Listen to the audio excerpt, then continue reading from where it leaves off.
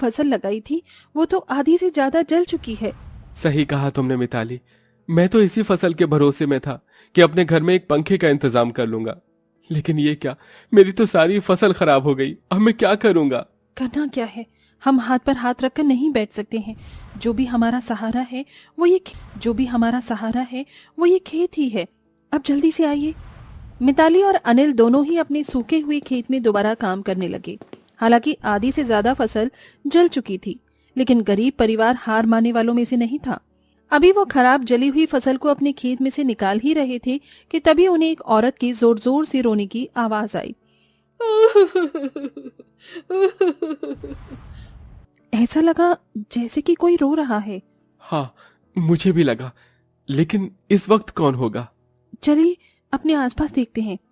दोनों पति पत्नी अपने खेत से निकल आए। खेत से बाहर सड़क पर उन्होंने देखा कि उनके ही जैसा एक गरीब परिवार, जिसमें एक बुढ़िया थी और दो पति पत्नी, एक छोटे बच्चे को लेकर जा रहे थे और उनमें उस बच्चे की माँ थी जो कि रो रही थी।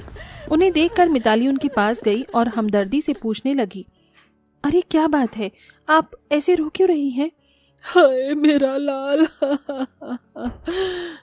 बस। क्या हुआ भाई, इस बच्चे की तबीयत खराब है क्या? अरे अब क्या ही बताऊं भाई कि क्या हुआ है। हमारा छोटा सा बच्चा उस नई बीमारी का शिकार हो गया है, वही बीमारी जो कि अब आपके गांव तक भी पहुंच चुकी है। बीमारी? कौन सी बीमारी? अरे तुम नहीं जानते क्या? ये बीमारी एक नई तरह के कीड़े के काटने से फैल रही है। हमारे बच्चे को भी कमबख्त उस कीड़े ने ही काट लिया और उसका जहर उसके शरीर में आ गया। ऐसा क्या? तो इस बीमारी का कोई इलाज तो होगा? अरे कहाँ कोई इलाज है, अभी तक तो कोई इलाज नहीं है। सरकार की तरफ से ही कोई गैस बनाई जा रही है जिससे ये कीड़े मर सकते हैं, लेकिन एक बार जिसको उन कीड़ों ने काट लिया तो उसका कोई इलाज नहीं है। वो आदमी ऐसे बोलकर रोने लगा। उसका छोटा सा बच्चा एकदम नीला पड़ चुका था। उस बच्चे को देखकर अनिल को अपने परिवार की भी चिंता हुई। अजी सुनिए, मुझे तो डर लग रहा है। हम सारा दिन यहाँ खेत में काम करते हैं, बच्चे भी हमारे साथ ही रहते हैं। मुझे तो डर है कहीं वो कीड़ा हम ही ना काट ले। ऐसी बातें मुंह से मत निकालो मिताली, मैं जानता हूँ हमें कुछ नहीं होगा। अनिल और मिताली ने अपने मन को इसी तरह से समझा लिया, लेकिन ये तो सच था कि वो जहरीला कीड़ा अब अनिल के गांव में भी आ चुका था। शाम को दोनों पति पत्नी खेत पर से घर आ गए। घर आकर उन्होंने देखा कि उनके पड़ोस में भी कोहराम मचा हुआ है। अब यहाँ क्या हुआ? अनिल जी आइए देखते हैं। अनिल ने आगे को बढ़कर देखा तो उनके पड़ोस में भी एक नौजवान को उसी कीड़े ने काट लिया था और उसके जहर से वो भी जिंदा लाश की तरह ही पड़ा हुआ था। मिताली, बच्चों को अंदर लेकर जाओ। क्या बात है, कहीं यहाँ पर भी वही? हाँ, तुम अंदर जाओ। अब अपने पड़ोस में भी ऐसा एक और केस देखकर मिताली काफी घबरा गई और वो अपने दोनों बच्चों को लेकर घर में आ गई। देखते ही देखते गांव में बहुत सारे लोग इस जहरीले कीड़े का शिकार हो गए और गांव में एक दहशत सा माहौल छा गया।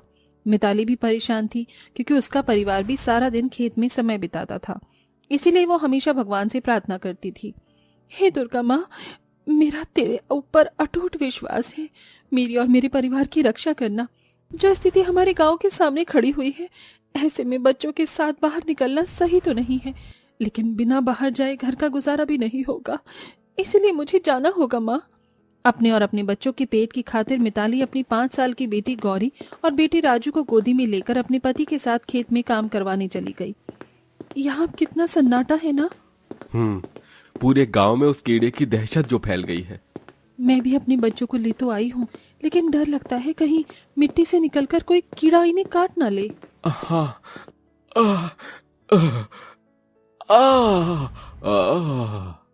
अनिल जी, अनिल जी, अनिल जी, उठिए अनिल जी, आपको क्या हुआ? अनिल जी, अनिल जी। मिताली जोर जोर से रोने लगी। उसकी आवाजें सुनकर आसपास के घरों में से लोग आ गए और मिताली को घर लेकर गए। घर आकर पता चला कि अनिल भी उसी जहरीले कीड़े का शिकार हो गया था। ऐसा नहीं हो सकता, अनिल जी आपकी गोली, अनिल जी। उस दिन मिताली बहुत ज्यादा रोई, लेकिन अनिल पर उसकी एक भी आवाज का असर नहीं पड़ा।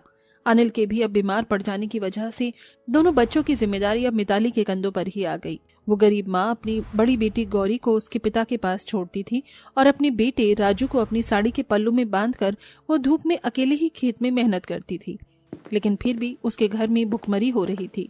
माँ भूख लगी है। मेरी बच्ची, मैं तुझे क्या खिलाऊं? फसल तो बराबर खराब ही होने पर है, अब घर में राशन भी नहीं है। बस अब बहुत हुआ माँ, अब तुझे मेरी भक्ति का फल देना ही होगा। माँ, तुझे अब मेरे परिवार के साथ इंसाफ करना ही होगा। ऐसे बोलकर मिताली एक दिए के ऊपर अपने घर में बने मंदिर में हाथ रखकर खड़ी हो गई और माँ दुर्गा के नाम का जप करने लगी। जय दुर्गा माँ, जय दुर्गा माँ, जय दुर्गा माँ। माँ, मैं ये नाम जब तक जपूंगी जब तक तू मेरी पुकार को नहीं सुनेगी, जब तक तेरे नाम का जप करूंगी जब तक तू मेरी परेशानी नहीं हरेगी। मिताली ऐसे बोलकर माँ दुर्गा का नाम जपने लगी। उस दिए के ऊपर हाथ रखे बहुत उसे देर हो गई थी। उसका हाथ जलने लगा था, लेकिन उसने माँ दुर्गा के नाम का जप नहीं छोड़ा और कुछ ही देर में स्वयं माँ दुर्गा ने उसे दर्शन दिए। माँ, मिताली, लो मैं आ गई। तुमने मुझे बुलाया था ना। मैं जानती हूँ कि तुम्हारी घर में क्या परेशानी है। मैं तुम्हारी परेशानी को दूर करूंगी। ये लो। माँ दुर्गा ने मिताली को एक पोटली दी। उसमें कई किस्म के बीज थे। मिताली, ये बीज ले लो। यही तुम्हारे पति की बीमारी का भी हल है और तुम्हारी गरीबी का भी। जब तुम इन बीजों को अपने खेत में डालोगी तो एक दिन के अंदर इनमें से जादुई फलों की फसल फूटने लगेगी और उसी जादुई फल में इस बीमारी का भी इलाज है। तुम उससे दूसरों की भी मदद करना और अपने हालात भी बदल लेना। ऐसे बोलकर दुर्गा माता वहां से गायब हो गईं और मिताली ने अपने खेत में वो जादुई बीज बो दिए। फिर क्या था, जैसा माँ दुर्गा ने कहा था, एक दिन में ही खेत में फसल फूट गई और 2 दिनों के अंदर अंदर पूरा खेत 5 अलग अलग फलों जैसे कि तरबूज, नींबू, आम, जामुन और लीची से भर गया। वो देखने में बड़ा ही प्यारा लग रहा था। उस खेत में ये अलग अलग रंगों के फल चमक रहे थे और बहुत सुंदर भी लग रहे थे। अरे वाह, मेरा पचरंगा खेत! माँ दुर्गा ने कहा था कि इसी में उस बीमारी का इलाज है। मिताली ने अपने खेत से वो फल तोड़ लिए और उनका रस अपने बीमार पति के मुंह में डाला।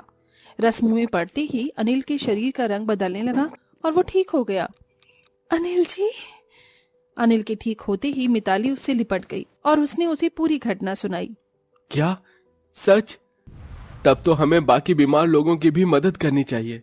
दोनों पति पत्नी ने बाकी लोगों की भी अपने खेतों के फलों से मदद की। उनके फल खाने से उस कीड़े की बीमारी का जहर खत्म हो रहा था। 2-4 लोगों के सही हो जाने के बाद उनके जादुई फलों की चर्चा दूर दूर तक होने लगी और लोग दूर दूर से उनके फल खरीदने आने लगे। वो गरीबों को काफी कम दाम में फल दे रहे थे।